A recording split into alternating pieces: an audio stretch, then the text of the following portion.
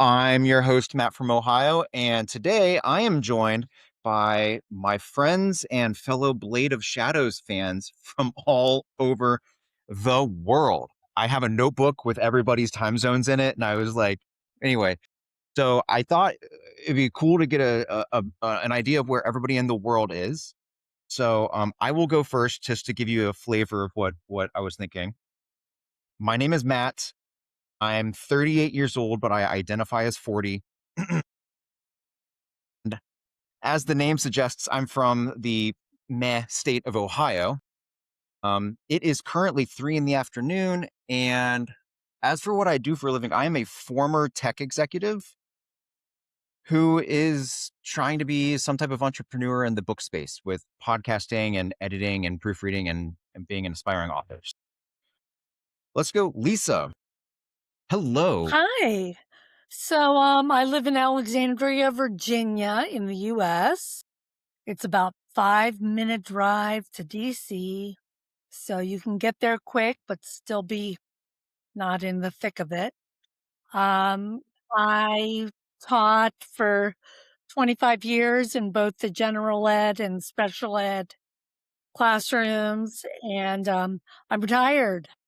So I get to read and post things at Bookworthy Books on Instagram, and it's wonderful to have the time to do what I love. Very cool. Very cool. Should we go across the pond? Is that Sure. me? Yes, Sam. Let's go to Sam. I'm Sam. I'm 35. I am a chef. By trade, I've done it for the last 18 years. I'm fairly new to the book world. I'm dyslexic, so it's taken me a while to get the confidence to read. And Blade of Shadows is actually the reason why I started reading, because I listened to a narrator who was recording the audiobooks for Sara at the beginning, and sort of fell in love with the story and started reading, and then became part of the ARC readers for the Blade of Shadows. So yeah. Oh, that's very cool. I bet you're really excited that all of the books are being re-recorded with a full cast. Yeah, I've listened to what is 4 of them, and then it got changed to a new cast. But yeah, I'm excited for the rest of them to come out. But yeah, I'm fairly new on the whole reading front. So yeah. Very, very cool. Patrick, can I interrupt your cruise? Yeah, absolutely. So I'm Patrick. I am from just south of Charlotte, North Carolina, in the U.S. And by trade, I'm a respiratory therapist that actually is the clinical educator for respiratory therapy in my hospital system. And I'm 50 plus and don't feel it at all. My wife is laughing at me. She's there with me with my 4 dogs. We're taking a little bit of a road trip. Um, and yeah, I've been reading Blade of Shadows basically since they first came out, and so it's been a roller coaster ride. Everybody that loves these books can agree with me with that. But yeah, that's a little bit about me. Very cool. And we have two wonderful ladies left. Do I have a volunteer? I can go. I'm happy to. Let's go. I'm Tam or Tamarin. I'm 20, and so I'm in the youngin. I'm the youngin still. And I'm from Australia. I live in inner West Sydney right now, so it is literally 6:16 a.m. I'm in the lounge room trying not to wake up my roommates, and I kind of sent them, yeah, good morning, guys. I woke up at 5. I have work this morning as well after this. And yeah, I'm a freelance actress. I just finished a bachelor's degree in acting, and I just work casually in an ice cream shop besides that. And I also, I do content creation. I do Twitch streaming, and obviously my book side is my little passionate side of sort of myself. I restarted that because that was kind of the first social media thing that I started doing. And then I kind of brought it back when I was like about a bit over a year and a half ago, around like December 2024. I kind of brought it back, and then now it's been full force. And then, yeah, it's been insane. But yeah. Super, super early. Whereas we'll go to the complete opposite time spectrum with Louise. Yeah, I'm in Denmark, so it's 8 in the evening. I am, how old am I? 35. And I can never remember. It's not important. I work in accounting, so a lot of numbers opposed to all the letters in the books. So, and I started reading in December. Sarah was asking for new readers for Shadow Lords. So that's when I came into this, and I loved every second. So I'm never leaving. Very cool. Very cool. So Patrick and Louise kind of talked about when they started reading. I know Sam talked about why she started reading these books. I'd love to get a feel of how everybody discovered the Blade of Shadows series. Tam, since you're kind of new to the book world again recently, Yeah. when did you discover the Blade of Shadows series, and what's up with all that? Was it? So when I like kind of got back into like my little book social media side, I ended up signing up for like a bunch of like the PR sort of little things of like people that would like kind of give you books and be like, oh, if you want to read it, sign up for it. If you don't want to, don't. And then I saw Time Born. I've got it here with me. I've got the beautiful Woo book here woo. with me. And I saw Time Born, and I was like, I love time travel stuff. I'm just one of those people that like get really obsessed with it, and I'm very like meticulous on like if it's a good time travel book as well. Like I'm very judgy in that way. Sara did amazing. For clarification, I wouldn't be here if Sara didn't do amazing at it. And then so I read the first book then. That was, I think, very early last year, I believe. That was kind of in the first maybe 2 months of last year. And then I was going to read the second book and stuff like that because they were out on Kindle Unlimited. And then I canceled my Kindle Unlimited subscription because I just needed to save money, unfortunately.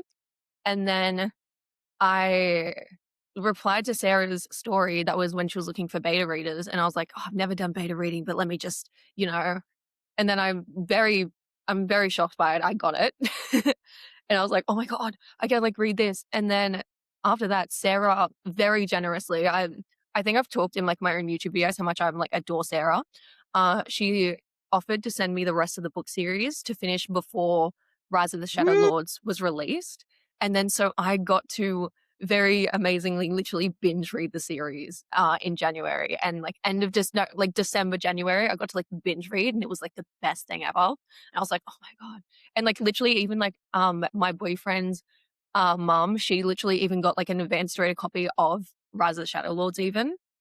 And so I was like also like thriving because I was like, oh my God, I'm getting someone else into the series. And she was like telling me how much she loved the series. I'm like, oh my God. So that's kind of, yeah, how I got into the world a lot. And then now it's all gone up. I'm already considering rereading this for the third time because I got to reread this as part of it. So I was like, I'm not gonna lie, that almost kind of sounds a little bit like how Louise got into the Blade of Shadows world. You beta read, right?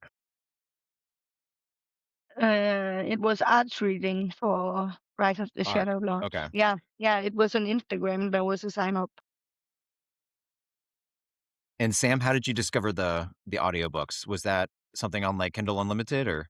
No. So I literally was scrolling TikTok one day, and it came up with the narrator, and she was just recording an audiobook, and I'd never heard of it before. And so I listened to it, and then she was like, I'm gonna go, but I'll be back tomorrow. And so I found myself wanting to listen to the next bit and the next bit, and it was Time Born. So she was doing the audio for the first book. And then we were going through like the chat on TikTok and stuff, and Sara said that she was doing the arc reading. And so I thought maybe I could challenge myself and do it. And so I've had every book since the second one, being part of the ARC reading. And then Sarah did a giveaway last year, and I got all of the books as part of Oh, the giveaway. very cool. So I've got Congrats. everything right the way up to the new one that came out as well. So it's my little pride and joy. That's very, very, very cool. Well, I guess this is stupid and redundant if anybody's watched the channel. I picked up Timeborn randomly at the library so that I could go to the beach with like 10 different books and day drink all day and read books. And then I didn't like the book and I put a bad rating of it up online, and now Sarah and I are best friends. So, what's I think more interesting is we have some OG Blade of Shadows.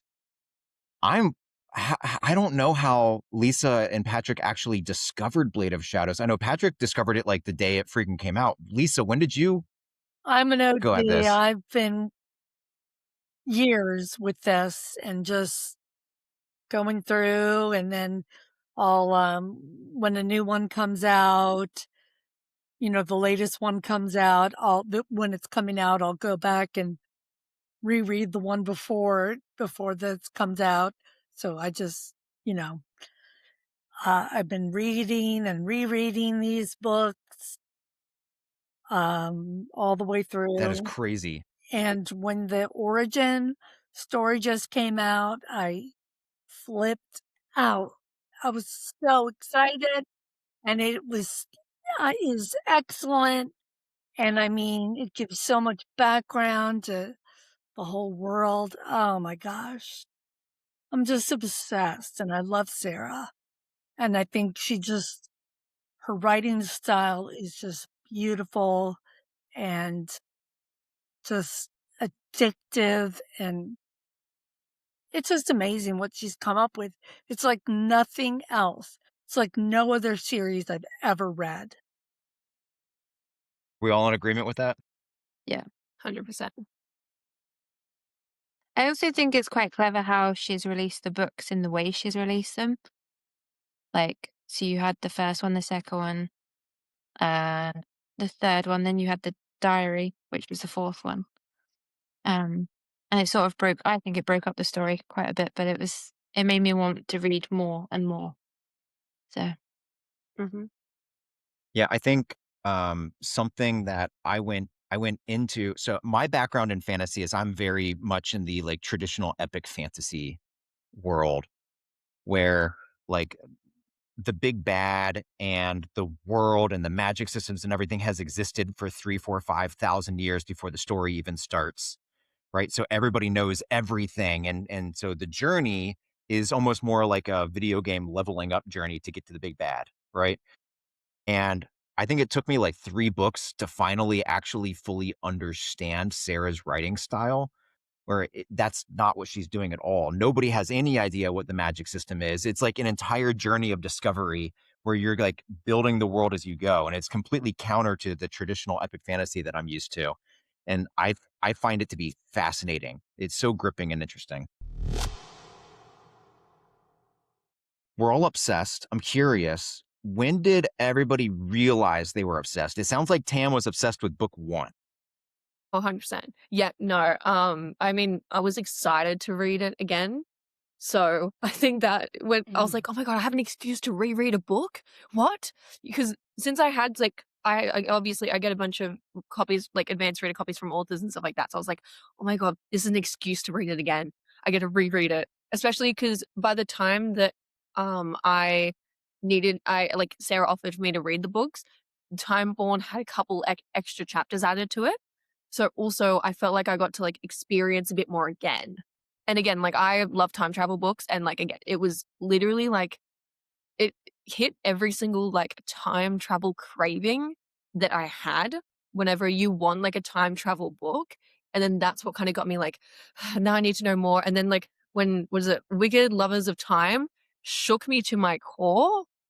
And I was like, oh my God, like now I like a character that I hated for the like 3 other books. Like it was same. like, some people should have seen. Oh my God. And can I just add as well? I was reading, are we allowed spoilers in this podcast? Or I can be spoiler free? Spoilers incoming. We've read all of the books. Go ahead. Okay. When Lee died, right? Like, I was at my boyfriend's house and I was like, by the way, I'm crying. You just need to ignore me. And then he like grabs the book and he starts reading Lee's death scene aloud. I'm like, okay. Okay. Of course. I was like, No. okay. Thanks for that, babe. Thanks for that. So I was sobbing yeah, no, too, and I've my been housemate man. kept looking at me, and he was like, "What is going on?" I was like, "It's fine. It's fine. It's fine. Don't worry about it." No, exactly. It's like you just have to be like, I'm crying over a book. It's okay. I'm not actually, well, I'm sad, but I'm not sad for myself. I'm sad Yeah, for them. he thought I had a message saying that somebody in my family had died, and I was like, "No, no, it's just a character in a book." And he was like, "What do you mean?" I'm like, "It's fine. I'm fine." I did Okay. not cry when Lee died, but I did immediately shut my book and go for a 1.5 mile walk around my neighborhood alone. You I was grieved in your own way. so sad Uh-huh. about that. I wasn't happy about it, but I know it was part of the story, but I was pretty attached to him. Mm-hmm. Mm-hmm. Mm-hmm. I I thought agree. Sweet Venom did a good job of keeping his memory alive. 100%. Yeah. Because I think that's going to be important for the final book in I'm some way, scared for shape, or that book. form. Yeah. I'm terrified for that book. I don't know what she's cooking up, but I'm scared. It's like when you think you've just got it pinpointed, and then it just absolutely does a curveball and throws you in the opposite direction. Mm-hmm. But then also, I've Sarah somehow manages to do that with no plot holes. I've said that so many times. dude. Where are her plot holes? There are none. How does she do all this with like not even Apparently- one thing being like, oh, but like what about like They were doing the family tree and stuff, and I literally had like a massive like framed board, and I was trying to like draw the lines of wherever anybody was like connected and how they appeared and stuff. And I was like, I can't get it. And then she put the family tree in one of the books, and I was like, okay, it makes sense now. I know where I'm at. I don't know if Patrick is gonna rejoin us, but a little birdie named Sarah Samuels told me that he's already read the first like 4 chapters of the final book. Oh my God. Ugh, I'm so jealous. I'm not jealous. I'm happy for him. Yes, me too. I'm a little jealous because I'm gonna help Sarah proofread her final book, which means I'm gonna get it like. Well, I guess Patrick's already seen some of it, so I'm gonna get the entire thing second after her editor. And Patrick's already beaten me to the punch. I was like, dude, come on, man. I was Lisa, hooked when on book did you know one. you were No, I hooked? Were was you hooked hooked on on book 1, or did it take you I a couple was like, books? where's book 2? Where's book 2? I love Olivia and Roman just so much, and I was just hooked. But I love the way characters are multi-leveled, they're good and bad, but there's one character that I believe is truly just bad to the bone. There are no But do we all want to say her name? Alina. I wonder 1, who could 2, be. 3. Yeah, I mean, but I think it's fitting, Yeah. because I think it's like real life. Because people have their dark sides, their light sides, their ups and downs, but this thing is there are people that are just truly just bad to the bone. And there are no redeeming Mhm. qualities, and they're just Mhm. psychotic, and that's what she is. And she just makes it delicious.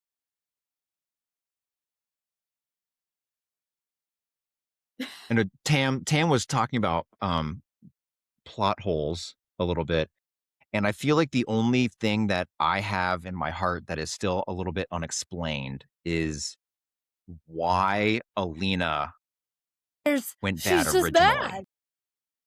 Like when we're in book 4 and it's like that first point of view and she's like, oh, I'm gonna cry grape. It's like, but you're like 16 or whatever. Why? What was the impetus? And I'm just super curious. I know we're gonna get an I just think she's explanation, but mean. She was I born just that think it's way. her. She's just mean. The whole time I was like, Yeah. I okay, hated so Balthazar. I hated Balthazar, and then all of a sudden I Yeah, was like, no, oh that's my what I'm god, I feel really talking bad about. for him. Like, No, because why did she's she make us like absolutely Balthazar? ruining his life. I know. Why did and she make that's me the- actually want to like give him a Yeah, hug? that's what I I'm know, saying. And like I was like, eventually, oh. I was Qualities, but she has none. It's all about her. her being the villain was like one of the biggest plot twists, I will say, that I've ever experienced. Because when I realized that she was then like the big bad wolf of the story, I was like, what? What? I think I was on it because this is when I just moved like a month ago. I was on a ferry and I had to like hold it in because that's when I found out everything. And I was like, don't react right now. People are going to look at you like you're crazy. People are going to look at you like you're so crazy right No, now. I Don't react. Don't react. They had Wicked Lovers of Time is one of the audiobooks. And so I have a tendency, if I'm not busy at work, to listen to the audiobooks whilst I'm doing like prep and stuff in the kitchen. And I'm standing there chopping the veg and I'm just like, what do you mean? And everyone's like, what's going on? I was like, no, it's fine. Don't worry. I can't read her books anywhere but just okay, so in all my right. house alone so I can focus. And if anything comes up, which it inevitably does, I'm not in public, I can freak out.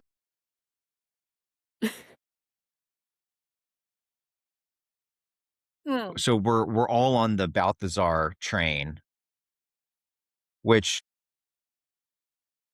knowing what I know, I'm looking at you, Patrick. What are your thoughts on Balthazar? I know you are team Balthazar to the core. I am Team Bounty for sure. We I originally, when I first started reading, I actually found Sara on TikTok and ordered her books off of Amazon first, and then actually reached out to her. And it's been a great relationship since then. But going to Balthazar, like he still has something good in him, and I'm just trying to figure it out, trying to figure out where he went bad, but yet he's still holding on to something. So I don't know. But I am Team Balti for sure. I want to He is say it's the definitely one of my favorite kids. characters. I want to say In their fact, mother's kids died. I do education, and one of my things is creating simulations, and he actually is a doctor in one of my simulations. So in my world, he actually helps people. So So you made him Zara. yeah, basically. Okay. All right. Louise, you're being quiet. Say something to me. Bring it on, I girl. can't say anything. Everybody's saying what I want to say. All right. I want to stay on Balthazar for a second. Do we have any thoughts on what that dude is going to do in the final book? Is he going to get a hardcore redemption arc, or do you think he's going to go kind of back into the recesses of No, the I think story and he's be a going to little bit be more like a key player Malik, for in the example? final book because of this, especially with this big reveal of his backstory and his origin story and why he's the way he is. And he's much more complex than we ever imagined. So something's gotta, that's just my thought. I don't know. I want more Balthazar. Anybody disagree with that? No, He just I does. completely agree. I think it's going to be interesting to see. I always ask Sara just from time to time, where did he come from? Because obviously he was created. He's a darkness, but yet now he's tied to, Isabel, and Armand, so, well, then if he was there, well, then how was he created? I don't know. All she would give me is All like, will be revealed. I don't know. You'll have to find All will out. be And I'm like, revealed. of course. So all will be revealed. That's for sure. And I can't wait for this last chapter. But yeah, I always ask her what I just dive into Balthazar every time, and Oh, she's just I'm stuff. just rabid You'll find with out. this book. So Aren't fantasy authors are just the worst when their answers are just read and find out. Like that's not an answer.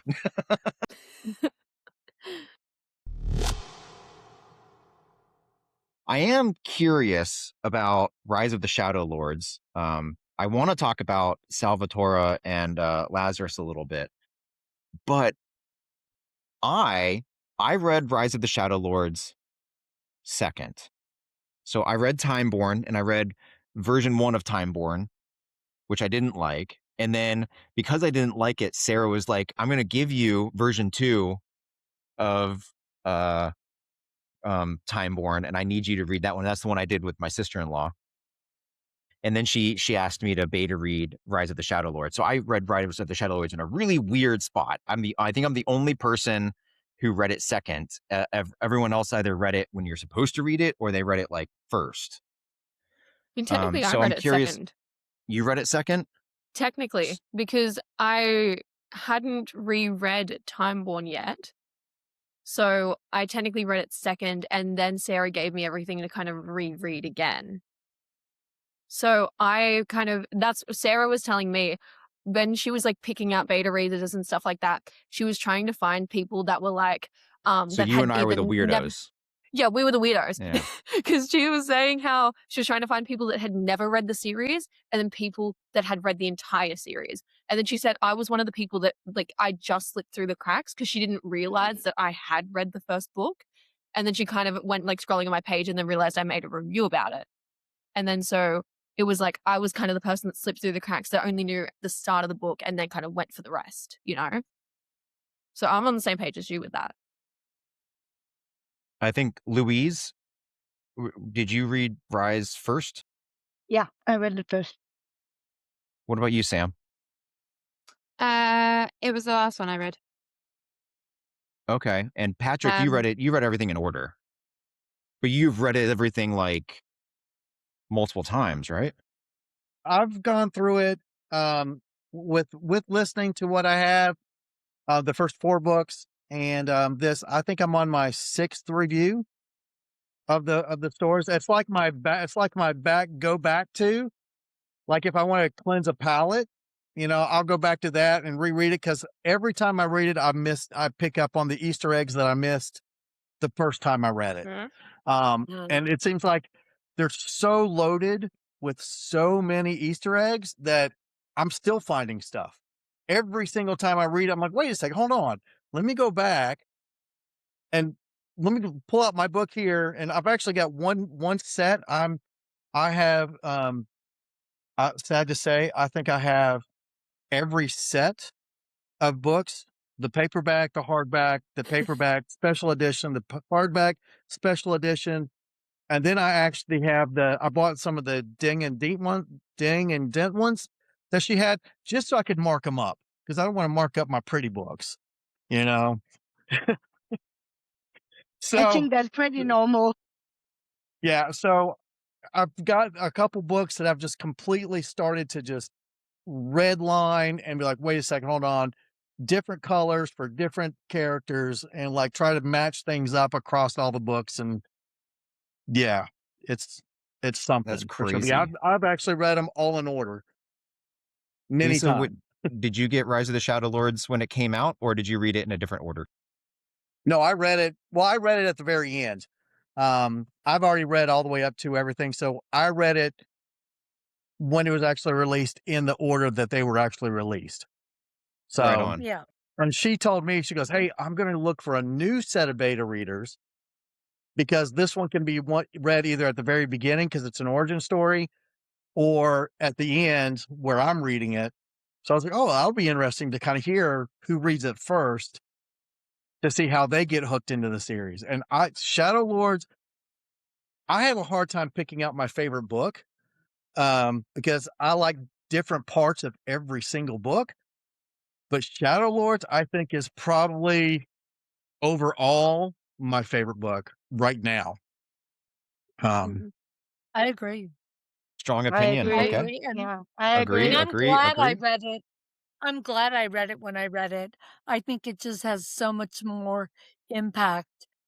It's like a gut punch after all the other books, just to have this Mhm. big Oh, that's blow your interesting. mind moment. Because Blow I your I mind think moment. that reading Rise of the Shadow Lords kind of first or in the beginning, it makes it this huge world and underlying story and game that you don't get in the books, but you know is there, and it just makes everything so much bigger and a little bit more ominous. And I Well, found that to maybe be I'll try when fascinating. I do a reread, maybe I'll try Do a and do reread. it. Mm. Yeah, So well, if I I was reread, I'll read it first because now I already Right know. on. But mm, the fact, yeah, I will I I say as think told that well. would make Sarah sense. I told Sarah that I want to reread the books in like chronologic order. I want to find that. yeah. Mhm. I don't know if you guys have seen like with ACOTAR or things like Yeah. that, or the entire Mossverse. They'll like you like read book 1, 2, and 3, then go and Where read does chapters Assassin's 1 Blade through go? 3 of this. Yeah, I want to do that with Blade of Shadows. I Yeah. want to try to find the chronological order. I Good will luck. say I will say part of the reason that Can you share? Sarah sent me all of the books to kind of give feedback on where I think Raz's Shadow Lord should go is the fun Hmm. thing. So I was kind of like, and so I got to like email kind of and being like, oh, it could fit in here, it could also fit in here. Underrated spot, I think, would be after the first or second book. I think underrated spot. Then, because personally, I feel like knowing who, sorry, I have to bring her up, but knowing who Amara was, Sure. and seeing her after in Rise of the Shadow Lords, knowing a little bit background of her was also so heartbreaking, knowing what originally happened, but then also realizing that in fact Lazarus did bring her back as well. So it's Multiple times apparently. yeah, he's just side questing. Bro's just side questing. So it's so like interesting to put it either like after the first book or after the second book, because yes, it is a prologue, but then again, think about it. You know, the Mass verse, Sarah J. Mass. I liked reading Assassin's Blade third because you knew what was going to happen, but then you still had to suffer anyways. So in a way, it's a little bit like that, while also finding out you know what Time Lords are now. Now you get to see how they're created and kind of the timeline there. So I feel like an underrated spot is after the first or second book because of that. I feel like a little bit later onto the series is when it kind of gets a little bit like, you know, maybe you should definitely read it earlier, just because like as much as it could fit in, you kind of want to know the context by the time that around like obviously like Balthazar is getting his ass kicked, you know, stuff like that. So it's like you want to read that before you like him again, sort of thing. If that kind of makes sense. Oh, 100% makes sense. I think Yeah. do we like do you like meeting Lazarus and Salvatore for the first time in Rise of the Shadow Lords, or do you want to wait until like Time Hunters Mm. to It's like like encounter them for the first time? Which I one's think I you better? don't should want to.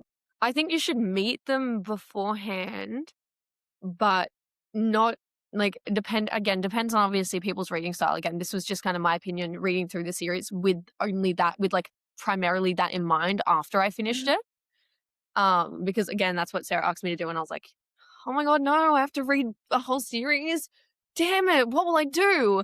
Um but it was like, yeah, I think knowing who they are definitely helps, because then you're like, wait, they're back. It's like you get to kind of experience that kind of aspect of like, you know who they are. Again, sorry to bring up Sarah J. Maas again, but in like, what is it, Throne of Glass series, when everyone from Assassin's Blade comes back near the in the end of that series, it's like you feel that again. You feel like, oh my god, they're back, and like all this is happening, and oh my god, Amara is back again as a ghost for like a hot sec. It's like you knowing who they are like before you meet them again in the series is definitely important, because then you get that feeling of like, oh my god, I know who they are and they're back, what the helly, like it's that sort of like kind of experience, I think. I Yeah. was telling Sarah when I was reading Wicked Lovers and then Time Hunters, like, and especially in Wicked Lovers, you encounter them and they're just kind of like Mhm. these old guys out on the Mhm. street. So I was telling Sarah, I was like, but I know I think it's obvious who they are. What would it be Mhm. like if I didn't know who they are and they were just these like But ominous, mystical people? I Like, didn't is know who that they how were. you guys? I didn't know who they were because I read it in the order that they came out. So I just knew there were Right. some random old dudes, and I was like, "Who the hell are these? What are they doing? Why are they here?" And then when you get to the last book, and then it brings out their whole story, I was like, "Oh, okay."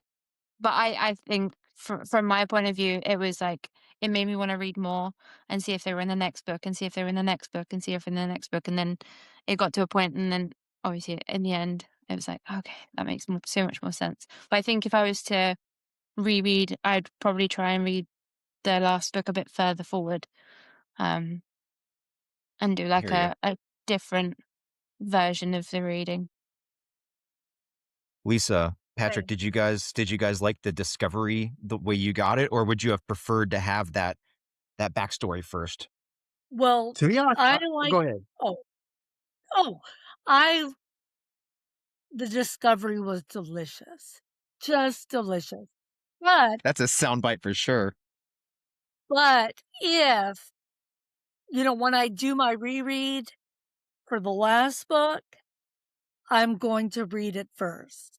As the origin story, I'm gonna read it first. But the way it happened, organically was great. Yeah. Patrick, go ahead. Yeah, no, I completely agree. I like the mysticism of Lazarus and Salvatore, them just kind of popping in and out of the story Yeah. at certain points to kind of guide things, push certain characters in certain directions. And because you're like, who are these people? Obviously, there's somebody, but where did they come from? Who are they? And stuff like that. And then I get to the Shadow Lords, and I'm like, and it's all about them.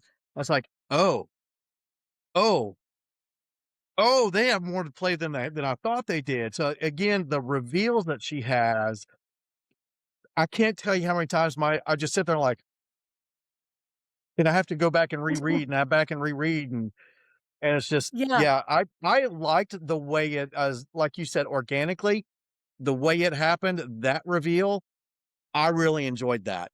I also Really see good. because I love the books, I love the series, I can also see it being at the very beginning to introduce everything. I can also see it after book and back book 2 and 3. I can see this origin story kind of being one of those that you can just pick it up pretty much anywhere. Well, who are these Lazarus? Oh, this is Sure. gonna be that's just gonna be one of those that kind of floats, which is I'm kind of glad it doesn't actually have a 1, 2, 3, book 7, whatever it is. It's the origin, so you can pick it and you can read it up in any time. So That's true. Sure. Louise, Good I'm gonna throw a point. question at you. You ready? You Yeah. good? You good, girl? All right. Um, so we all really like Rise of the Shadow Lords. I'm gonna ask this question, which is the better book and which is the better story? Okay. Rise of the Shadow Lords or Time Hunters? Oh, that's ooh. that's very difficult. Because I will always be biased because Shadow Lords is just number one. But I think they're pretty tight actually. Yeah. It's very Does difficult to anybody choose. It's does like anybody picking disagree your with her? favorite child. Oh, you can pick a favorite child. That's easy. That's Yeah, yeah, I think that's easier Yeah, that actually. is. I am not the favorite child. Dude, I know that picking a favorite child is simple. I've seen it.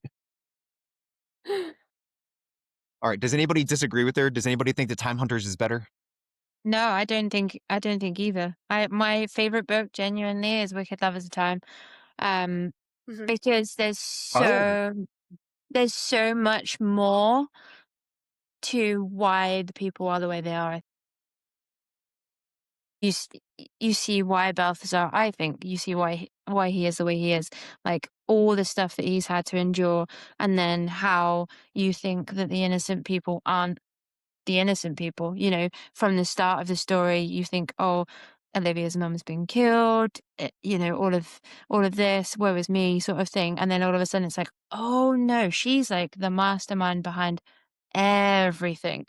And she's the reason why this has happened, and she is the reason why that's happened. And I think, personally, Wicked Lovers of Time is my favorite out of the whole series.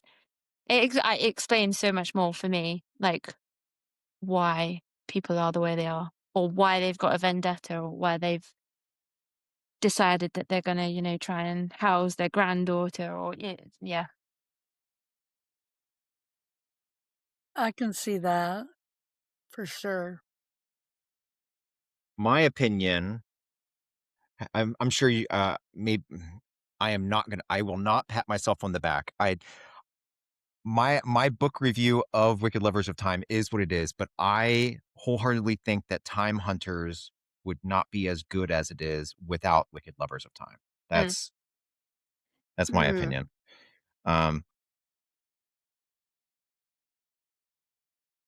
Wicked Lovers. All right, I'm gonna.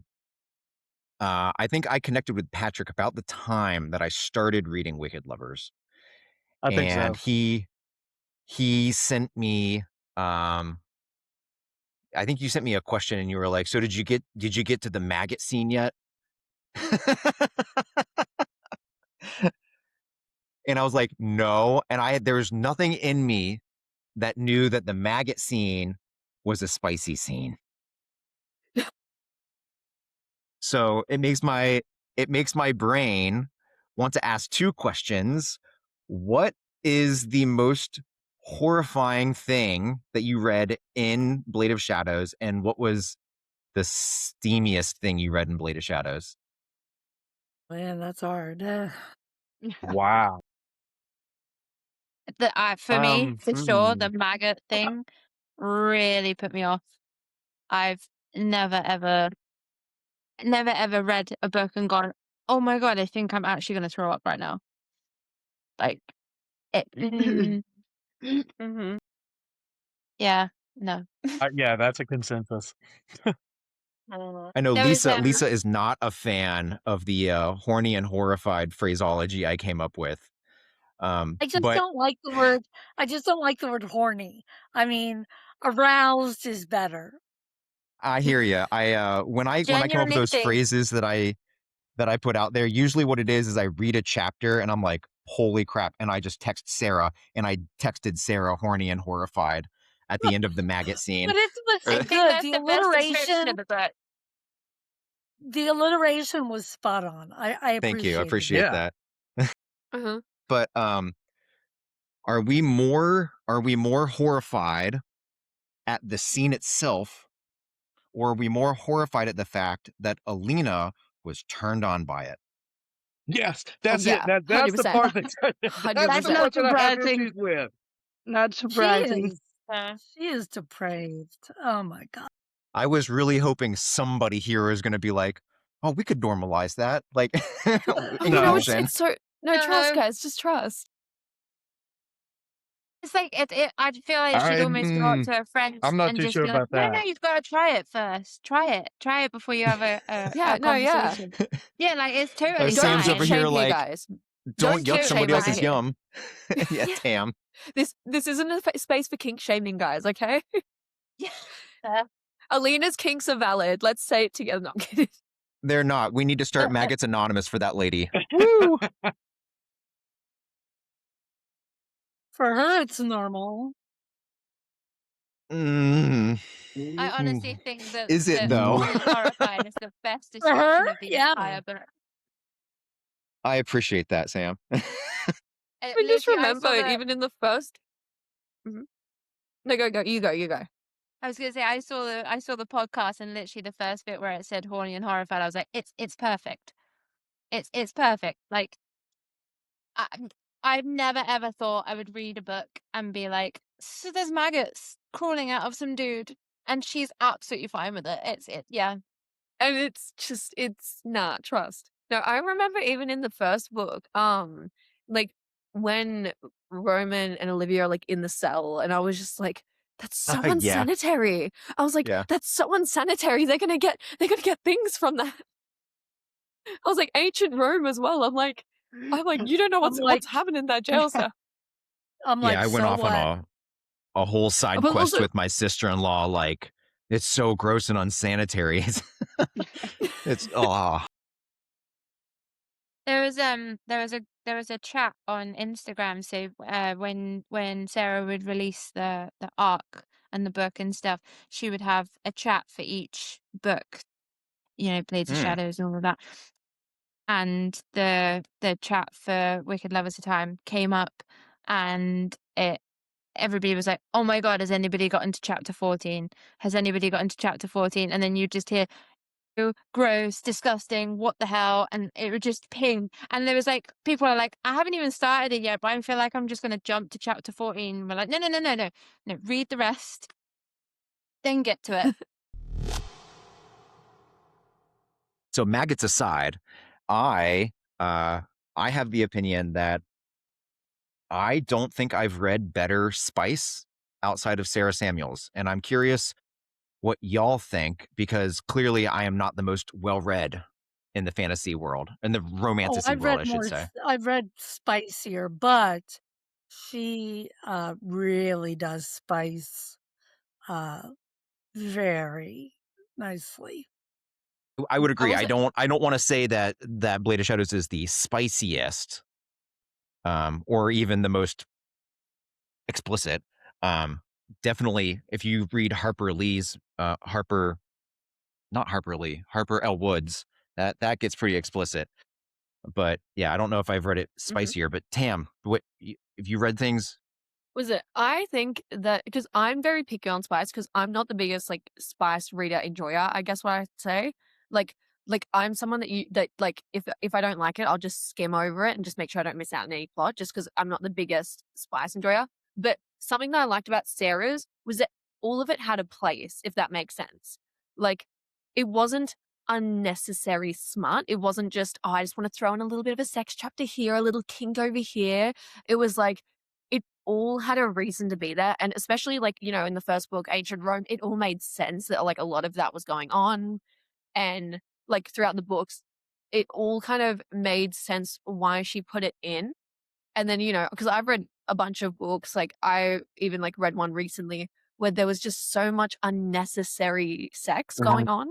And it's just like, it's it's like you want plot, and sex needs to be part of the plot to make it actually kind of, I guess, add value to the book, if that makes sense. And I feel like everything that Sarah added in added some sort of value into the plot. Sure, even the maggot scene, let's be real, it added something. Yeah. Like at the end of For the day, sure. as traumatizing as it was to read, no matter Also, what, everything. No, go, yeah. I was gonna say also, like, who's got time for that much? Like you said, it's very methodical. But who's got that much time that they're like, "Oh, I'm just gonna pop to the shops. Well, no, let's have sex first."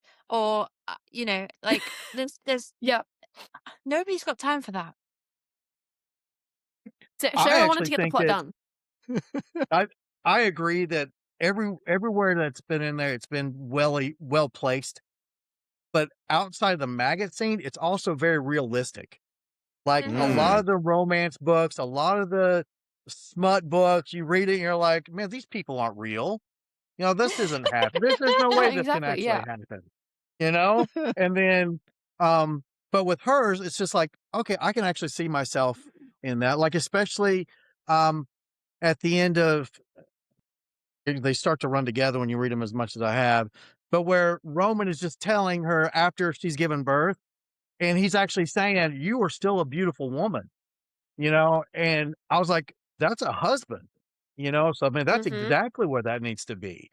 And it's not just smut; there's actually feeling there. So Actually, I love that opinion, Patrick. I've already recorded all of my book reviews. I just haven't released all of them yet, and that's Time Hunters, and that is something I talk about. I love the fact that is the way it is, because I can tell you that aging makes things better.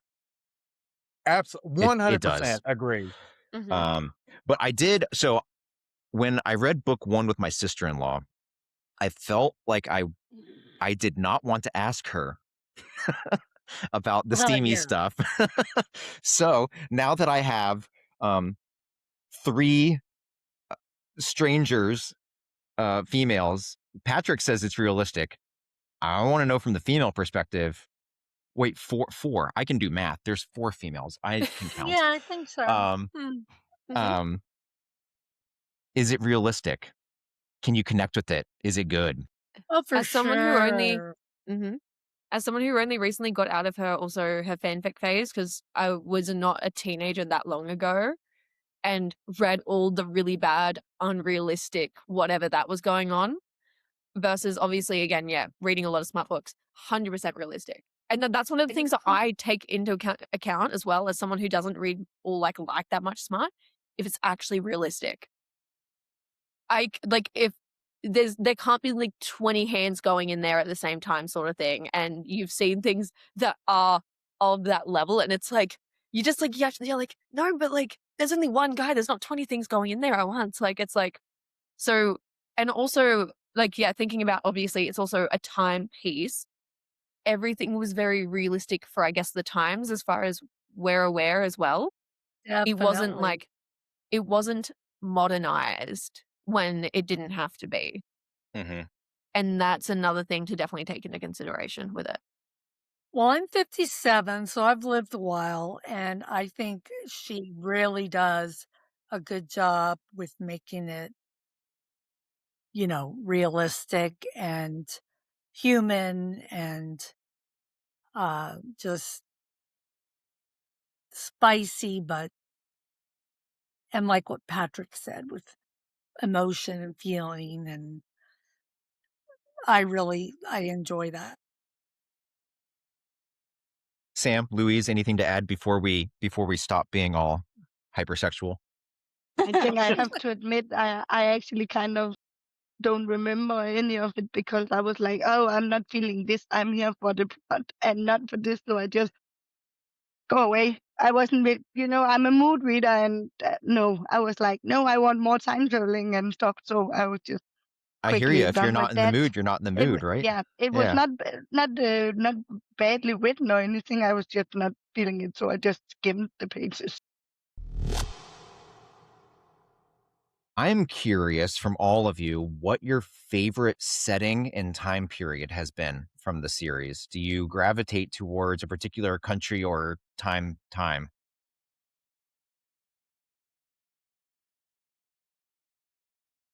Rome was big for me. I mean, well, I told you I love Roman and Olivia a lot.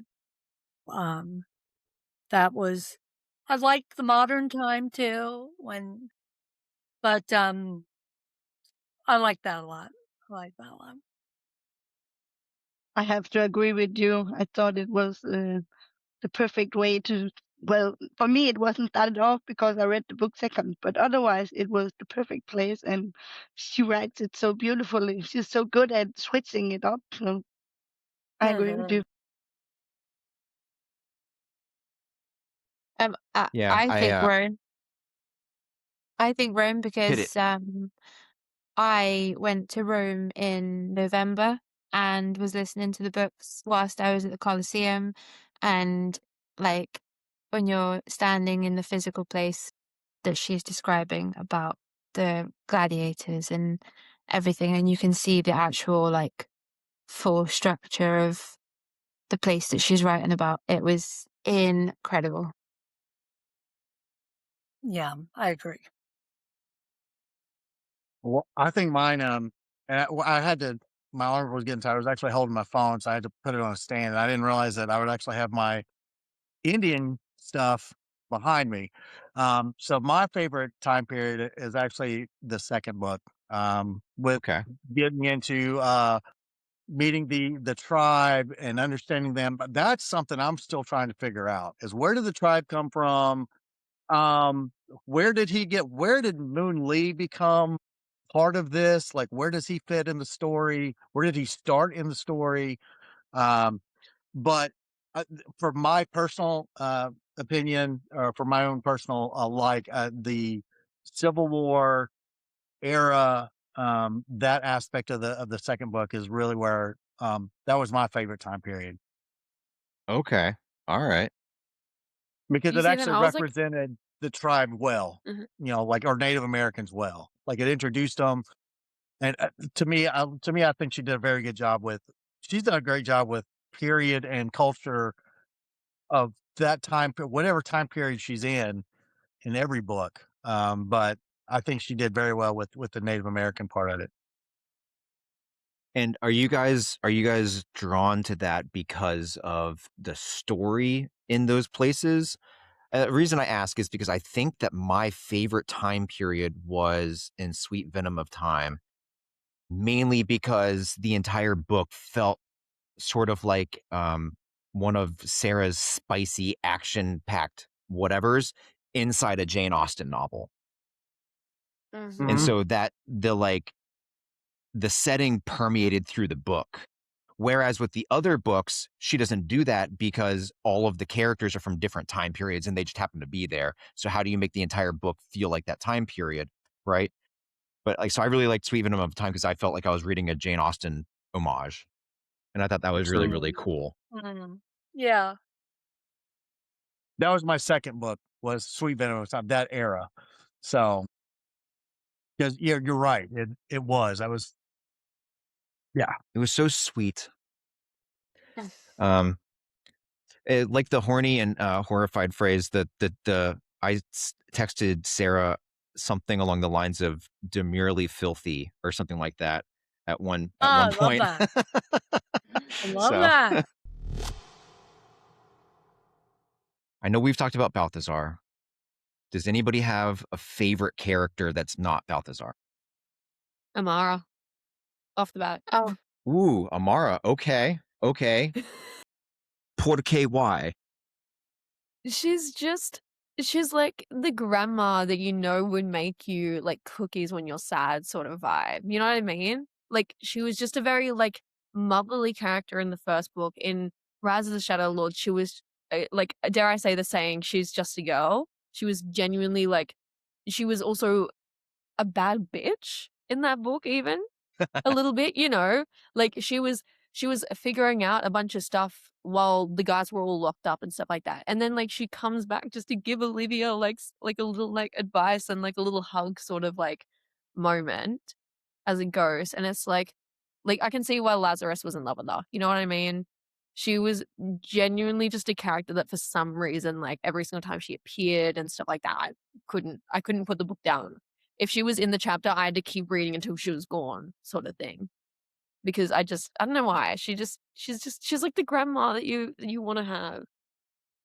Do you guys in Australia have any like special nicknames for grandmas? I call my Nen and Pop.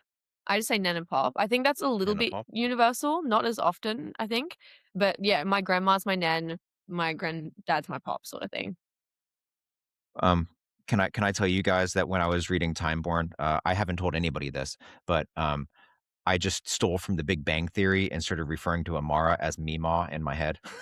Oh my Mima. gosh. It's perfect. That is.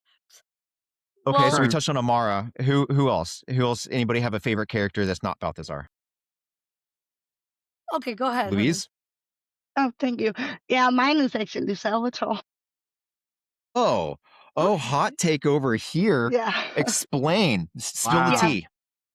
Well, I think it's because he kind of, well, again, I started with Shadow Lord, so he set it all off for me. He was the one who kept the ball rolling.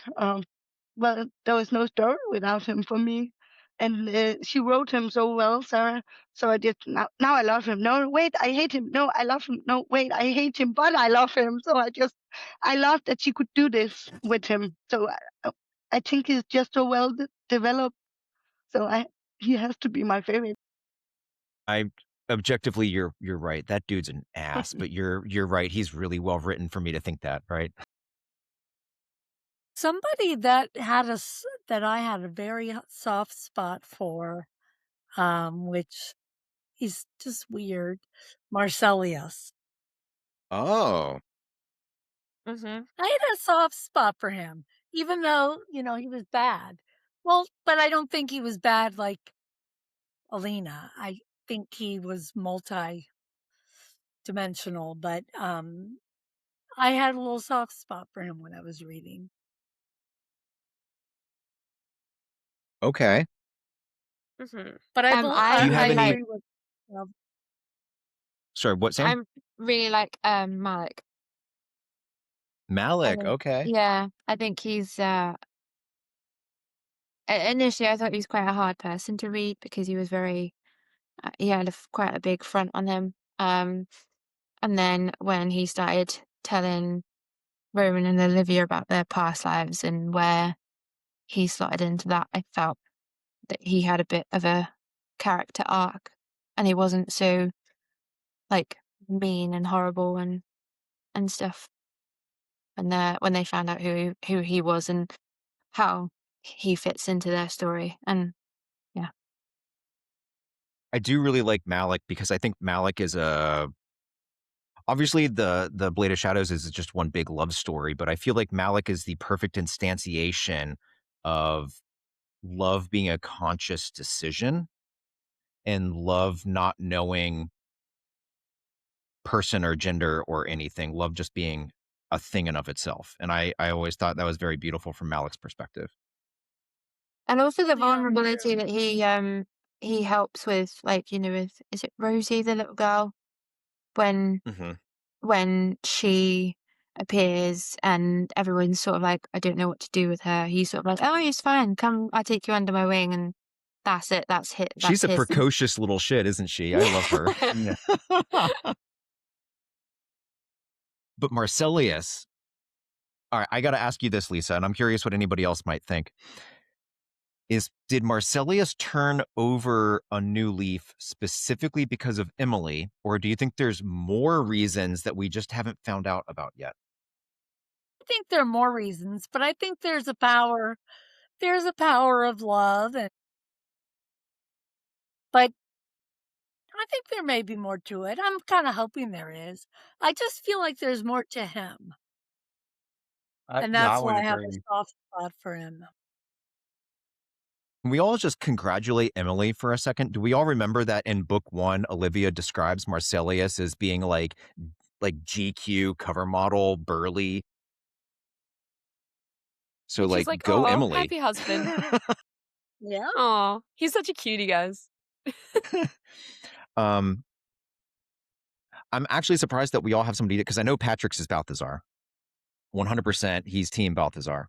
From book one, I've been team Jack, Olivia's dad. Okay. I'm Nice. interested to hear Very this. nice. Okay. Yeah.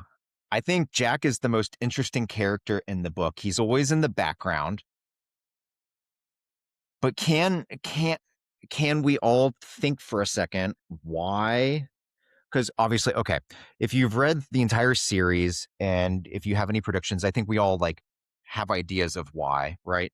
But why was Jack interested in time travel from an academic perspective? Why was Jack allowing Alina to be this, after reading book four, this horrible bi you know what to him for all of these years? Why is Jack, and why is Jack? It's always just, that's the question. Why this dude? And I think he's the most interesting damn character in the book. And I think I think Lost Legacy is going to be, I think Jack is going to be really important. That's what I Do you think. think he's going to be the dark horse? Do you think he's come round from the beginning and sneak in right at the end and be like the the big hidden plot? Because, like you said, he's been throughout the books Maybe. and he's in the background and stuff. But So these are going to be hard questions for me to answer because I've thrown a lot of my suspicions at Sara and she has confirmed some of them. So I don't want to spoil anything for anybody. But I think that Jack is a linchpin. So if that's what you mean by dark horse, yeah, yes, I think that Jack was always there for a rhyme and a reason, and Well, I he's think the it's going to be spine. devastating. Yeah. He's the spine of the whole thing. He's just Hmm. kind of Hmm. We always go back to him somewhere, somehow. Mhm. He's always showing up. Mhm. That's a good thing. That she, Um, well, why is he? Why? Those are some good why? Just questions. why? Because like even when I was reading it with Becca, the first book, we were just like, I think Becca was like, this is just bad parenting 101 is what she kind of described Moonlee and Jack as. And but you have to wonder like Alina wanted to off Olivia in the womb, and Jack is the one that stopped her. And did he do that simply because, oh no, it's my baby, or was there more reasons? Because like we all know Sara, she doesn't do anything just cause. She's Right. evil. She's a little Mhm. evil writer that way. And I wonder if Jack knows who he is as a person. Do you know what I mean? Like whether he actually knows But you mean like too much Solaris about memories? himself. Yeah, like whether he actually knows what his reason for it is, or whether Well, it's that's going to be good. like a, That's oh my really good God, thought. I have no idea, or whether he's been like the manipulator of the whole thing, and that would be quite. And that actually, okay, that's a very good segue. I'm curious what y'all thought when you learned about Solaris for the first time. Louise, what was Oh, your reaction? Well, you mean when we found out what happened? Yeah, Because I think I knew it from the start, of course, what it was. But yeah, when I realized how it was all put together, I was, oh, I should have seen this coming. Actually, I was a little disappointed I didn't figure it out. yeah. yeah. Mhm. Do we learn about Solaris in is that book 5? Is that when is that does Amir give us the big long story in book 5? I think that's book 5. Not that it matters, but like Yeah, I'm trying to think because I think wow. I think I was just more in shock that when it actually was revealed that it was like, oh, and then Sweet Venom of Time. You go back and forth. Like there's now a connection, but they don't know where it's at or where. So that I think, yeah, I think when it was first revealed, I was in complete shock, and then the little bits and pieces we've had since then have just really. I can't wait to read this next one so I can see what Solaris is all about. Because oh obviously hush, it's you've nice. Mm. We over have a there like release. pretending like you haven't. Do we have a release for it? Yeah, It's supposed to be the end of this year, I think, is what she's saying. Okay. But nice. I have a feeling it's going to be early next year. Me personally, because there's so much that she's got to close up True. in this book. Mhm. And Yeah. knowing I just Sarah as perfect as she wants it to be, she's going to have so many rewrites and so many times to try and edit it and so many things to be like, this didn't quite look right. And I don't know. And I just don't, I need to think, let me rework this. So I just, supposedly from what she's told me, it's supposed to, and what I've seen, what she's kind of posted about or what she's talked about on some of her TikToks, it'll be the end of this year, but it wouldn't surprise me if it's spring of next year, just to make sure everything's perfect because she wants to make sure that everything is perfect with this book. of So course. I'm telling That's myself totally. January, February, and That's what I'm thinking. Yeah. Yeah. if it comes earlier, then it's happy. But I'm not telling myself October and then it happens to No. be January because Yeah. then I'll be all mad and upset. Well, I Yeah. just need to know when to do my reread. I'm going to reread all of them right before that comes out. So I know I told each of you that I wanted to have another powwow after we read the final book. Part of me was messing around with the idea of doing a reread together somehow. Ooh, Anyways, that'd oh, be that would fun. be fun. throw that Mhm. into your brains and mull it over because we would have to logistically figure this out all the time. I have a question. Bring it. If you guys could choose a spin-off book where one of the characters we haven't heard from could tell the story from their point of view. Which one would you choose? Which character? What a great question. I have a follow-up Ooh. question. Are they retelling the story we've already read, or are they going to get their like own backstory origin type of story? Well, you can What, just maybe start they- with both. Both? A little both, yeah. That'd be fabulous. Mhm. Amara, But none of Lazarus, the ancient Rome. Amara and Lazarus before ancient Rome. Actually, just the entire, because Just since they're going their to span yeah. millennia. Yeah, Yeah. their entire like, I want to know from when they met and their like love story, because obviously we already kind of have established their love story in Rise of Shadow Lords, and then I want to see when he makes that conscious decision to actually bring her back, and then like why he made that decision, and then I want to see them have because they have a kid, because they end up having a kid together, and we never thought that was possible as well. So I want to kind of see how that kind of developed. I just love Amara. I just love her so much. she's wonderful. Can you imagine a spicy scene from Lazarus's point of view? That would be nuts. I'd be okay with the maggots for that. Would that be before or after he ascended? After he Both. ascended. I mean, hey, After he both. ascended. He has no wanna see the personality or difference. feeling anymore. I think Moon Lee I would be think, a good okay. one to have as well. Yes. I think if you Mhm. had Origin story. Moon Lee, like the origin story of Oh, where he absolutely. came from, For sure. why Him and his brother. Mm-hmm. That would be, dude, he's had so many heartaches. It would be so sad, Mhm. Mm-hmm. you know? I mean, sad in a good way. Sarah can make me cry. Sentimental. You know, since we've read Wicked Lovers, Louise, I think I want that story, but from Jack's point of view after Alina comes into the picture.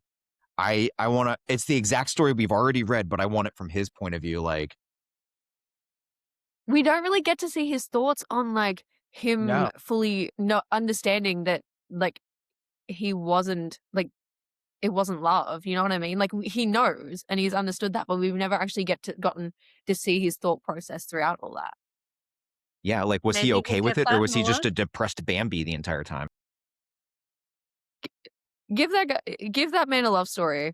I'd be okay with like a random spin-off book where he finds love again, you know? I'd be very okay with that. Even if But it was this like is where- just 100 pages of just, oh, he fell in love. Yay. The end. this is why I said about Jack though that does he know that? Does he like he knows it's not for love and he knows it's not for anything other than why? what she wants, but why Mm. why is he okay with it? Why is he just sort of a bit blasé about and I think like he does truly love Alina, because obviously he got quite upset when she died. But then he sort of wasn't really that bothered. He's got his Mm. daughter, I so think maybe is in that the the final point? book. Mm. Yeah. Ooh, Tam, you brought up the thing about how Lazarus. Oh wait, no. Lazarus was always able to have kids. Was it It was Salvatore? that couldn't- Salvatore that couldn't Yeah, have Salvatore. kids. Okay. But Okay. but despite that, I'm curious, did he ever break that curse? So can we get a Salvatore story? Mm. That might be interesting. Look at Patrick over there, like, I'm picturing that. That's she could have so many different spin-offs and novellas off of this series. It would be ridiculous. I've Oh, yeah. already Yes. spent a ton of money with her, so what's so much more? Yeah, I'm there for that. I'm there for all Mhm. that. Raina would be a good POV book. Mm. Mm. I think to answer your Or is it? question, Louise, and I'll speak for everybody, every single character could have their own book. I think we're there. Yeah. Oh, 100%.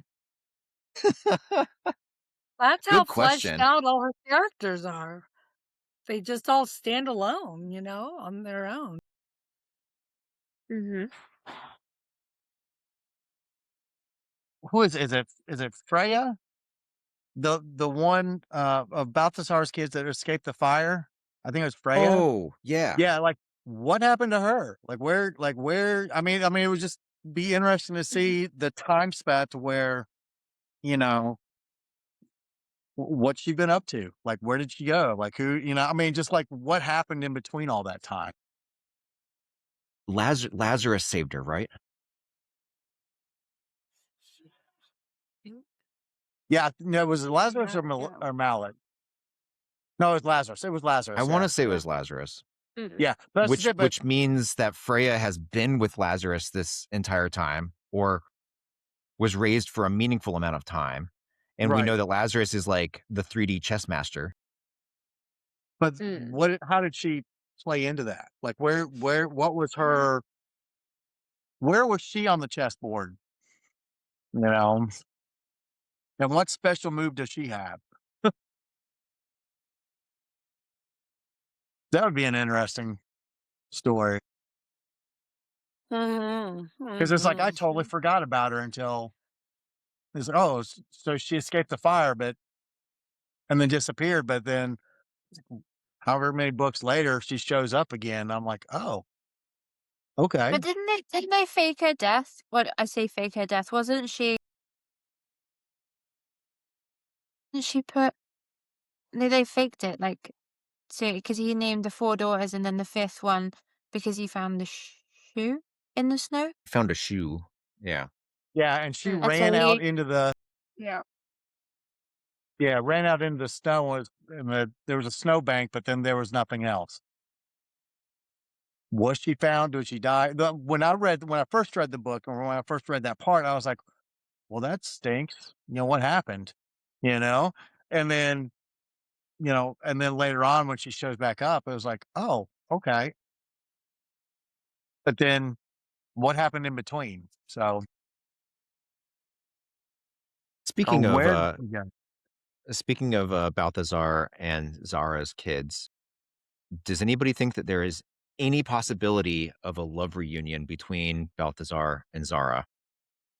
And Solaris? Not a love. Not a love, maybe a friendship, maybe a more of an understanding again. But definitely not like we won't have a maggot scene between them. I'm sorry I keep bringing up the maggot scene now. Well, they would both be dropping maggots onto each other. Mhm. And actually, I think if we actually go deep into the darknesses, I think they all spew different nastiness. I think Yeah. so Balthazar has maggots, but I think we get a scene with Amir, and Amir dropped different stuff out of his face. Oh, what was that? Mm. So part of me does want to see Balthazar and Zara just to see what kind of ends up commingling. Yeah. It'd be like Hagrid's blasted and screwed. Like something horrible would be unionized. You've got you've got quite a Wow. mind there. Zara's. Yeah. Sarah, take notes. Sarah's gonna take some notes right here.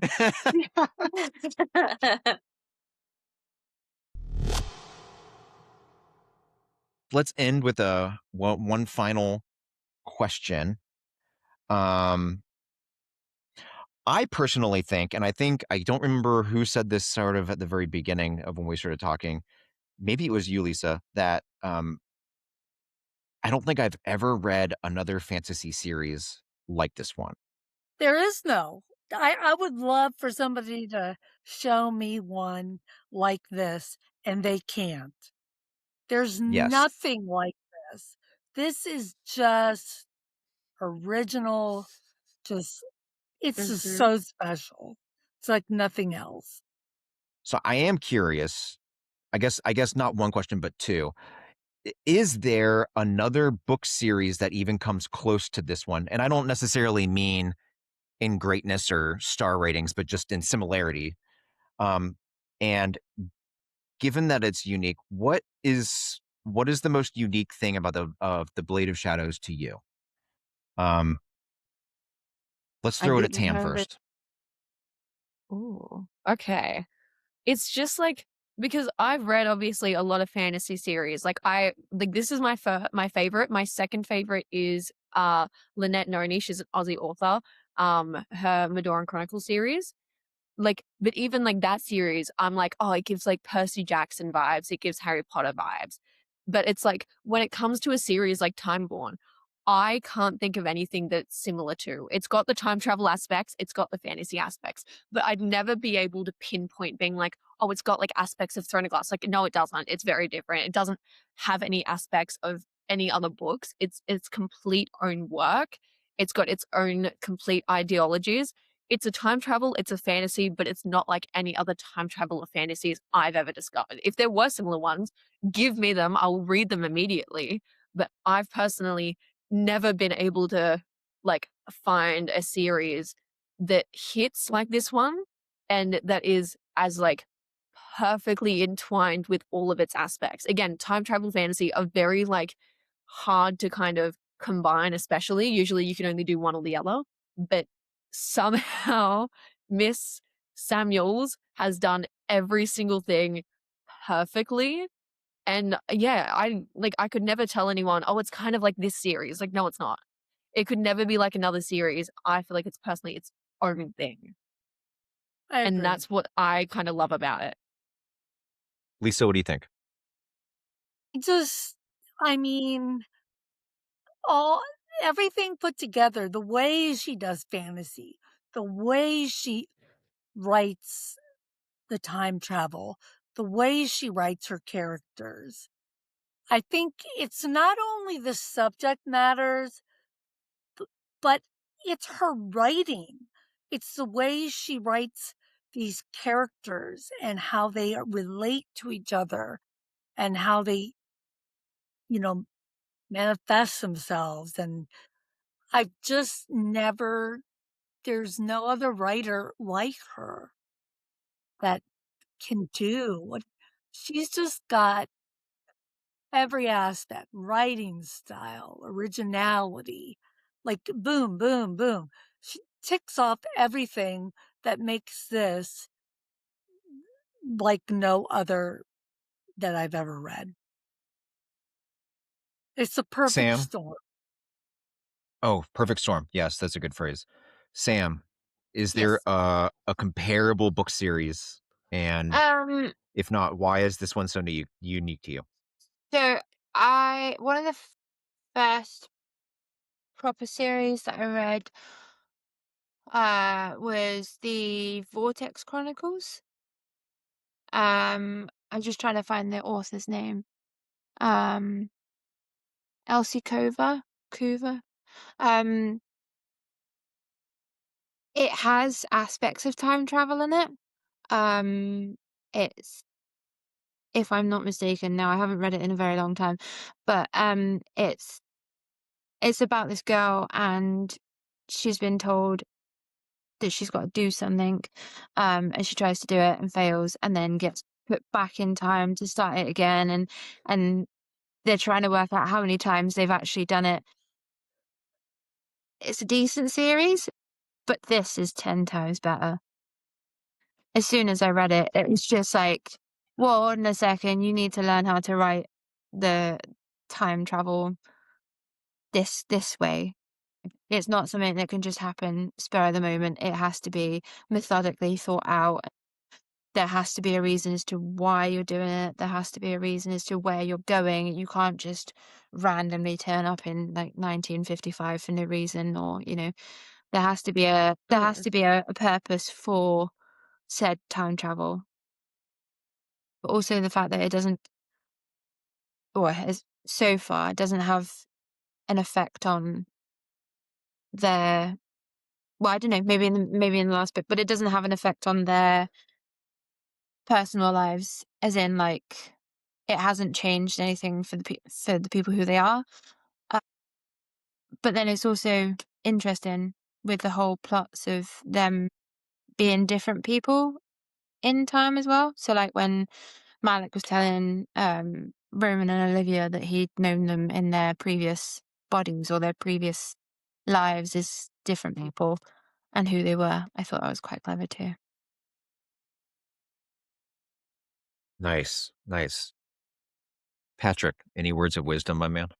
I have always thought I love time travel. I like the thought of time travel. I can't wait to see if it actually becomes an actual thing, which I don't think it ever will. But um, Don't the discount AI, my man. well, AI is one thing, but I mean, physically doing it, I don't know. Maybe that's the healthcare person in me, but um, I, I like the fact that the uniqueness of this to where they just pop in and out. Like, how many houses does Balthazar own or Malik own? I'm like, and then their staff that are there, what do they think about? Like, they just disappear and then they come back, and are they gone? Is it like for the staff? Is it 2 weeks or is it 3 years? That they're just kind of just taking care of the house. Um, they're not going Pretty back to look at, so they can't interfere with their previous life or something like that. I think that's the most unique part of that. Every other time travel series kind of has that stigma. We can't make sure you don't mess up history or you don't mess up this. Yeah. I think that's the biggest thing where it sets this series just sets itself so far apart that it doesn't fall into any of the other time travel books, movies, stories, whatever, that I've ever watched. And as a fan of time travel, this is it's just been neat to follow. Um, if I could time travel, this is how I would want to do it. Mm. With It does make you think, is the entire 1%, the top 1% of the world, just comprised of darknesses and shadow lords? And is that why they're so damn evil? Anyways, political opinions aside, Louise, Yeah. what's your favorite thing about this series? Why it's so unique and awesome? Well, it's very difficult to be the last one because you've all said what I wanted to say. But when I first read it, I just sat there thinking, how is she so good at writing? She just puts words together so beautifully, and I was like, it can't stay this good. It's too perfect. And no, I still feel like that, and she just combines everything so perfectly, and I feel like I'm running around with this piece of puzzle, and I'm like, yeah, where is the rest of the puzzle? I need more pieces, and I haven't read anything like it. I didn't have one single moment where I felt bored. Normally, I just hit somewhere where I'm like, okay, now I feel like a break. But no, this was like, can life go away? I don't want to work. I don't want to sleep. I just want to read. It's all consuming. Yeah. Yeah. Yeah, I know. I think I've said this before. I don't think that I have read a fantasy series that is this good since I was young. And I think I picked up The Wheel of Time in 1999. And I don't think I've read another fantasy series that is as good as The Wheel of Time until this one. And they're apples and carrots. They're not, I'm not trying to say they're the same at all. But Yeah. anyways, I'm super glad that I am not alone in the BOS family. This is fantastic. Absolutely. And 100%, yeah. Do you know how I hard it super is to try and appreciate have a you guys being here. conversation? Do you know how hard it is trying to have a conversation with people who haven't read the book and you're like, but I need somebody to talk to who has the same ability to read books, who has the same opinions, and it's quite nice to know that there are other people out there. And it's hard to describe to anybody. It's just, it's undescribed. You can't describe it. It's just, how does her brain work? It's amazing. I'm amazed with her. My God. Can you guys imagine if this thing gets like a TV series? Oh, Oh, my No, God. I'm so scared they're gonna ruin it though. No, they have to hire me. I'm an actor, but I'm so scared they're going to ruin it. Yeah. Yeah, No, me no, too. okay. Yeah. No, I think you she see, would let that happen. I don't think Sara What's would let the that happen. Ruin it. She Yeah, would make it would sure. ruin it. Mhm. I is the think job if called a continuity? Like, do you not have to employ somebody to have continuity and make sure it's like as close to the yeah, so when they do the book whatever, they usually employ a reader, like a one of us who's I obsessed and volunteer as has read it tribute. like 25 times. Mhm. You got it, Sam. I think if like Hulu or Netflix picked it up, it would go in somewhere and die. But I think if like Yeah. Showtime or HBO picked it Oh, up, I it'd think it have to could be be a something special. Yeah, Mhm. yeah. it'd have to be HBO After Dark for sure. Oh yeah. They can hire me. I'm an actor. I'll make sure it doesn't go wrong. I'll get mad at them about the script if it's bad. Go up to them. I Be can do like, an American this is accent, guys. I wrong. did a whole course for it. Please hire me. Sarah, put that into the works. I'll only let you do the adaptation if Tamarind gets hired. As an actor, no.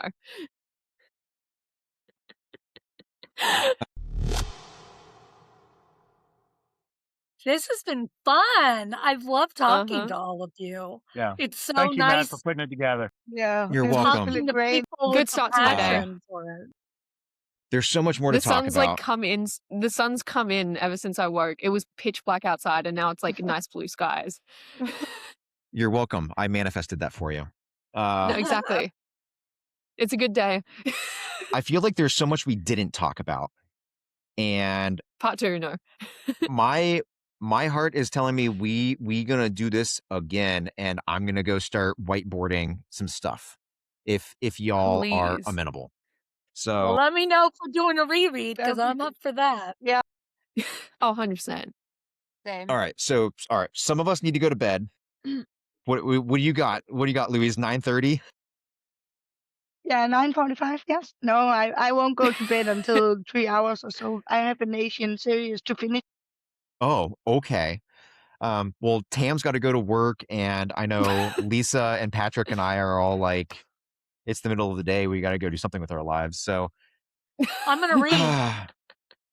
I will say that it has been delightful finding the half dozen of us, but I know that we cannot be the only Blade of Shadow family out there, given that Sara has been like top of TikTok author sales for years.